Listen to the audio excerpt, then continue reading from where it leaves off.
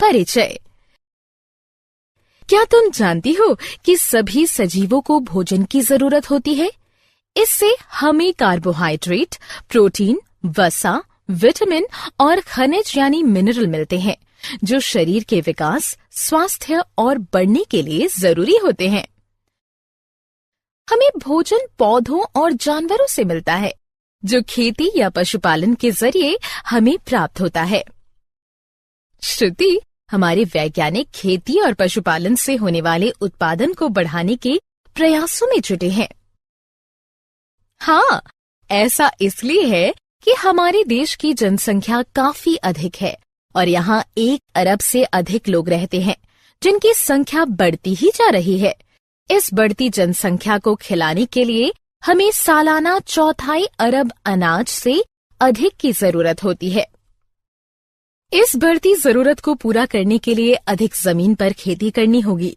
हालांकि हमारी जनसंख्या में बढ़ोतरी से घरों और उद्योगों के लिए भी जमीन की जरूरत बढ़ी है, इसलिए खेती योग्य जमीन की कमी आई है।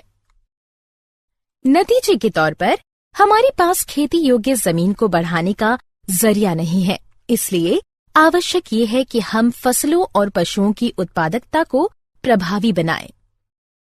इस मांग को पूरा करने के लिए 2 बड़ी क्रांतियां हमारे यहाँ हुई हैं।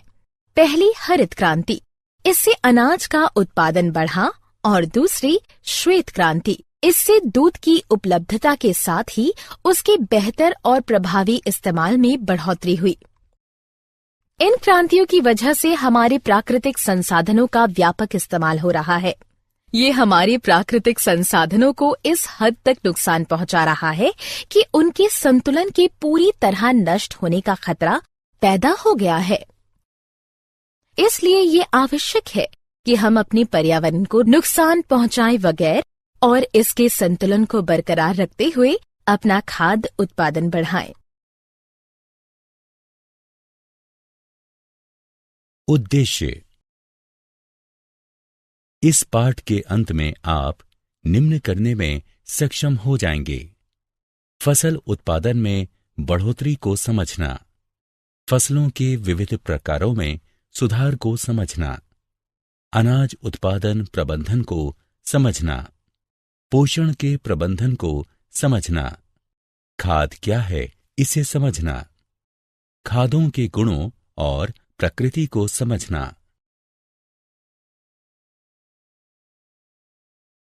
सिंचाई की प्रक्रिया को समझना, उपज के प्रारूप को समझना, फसल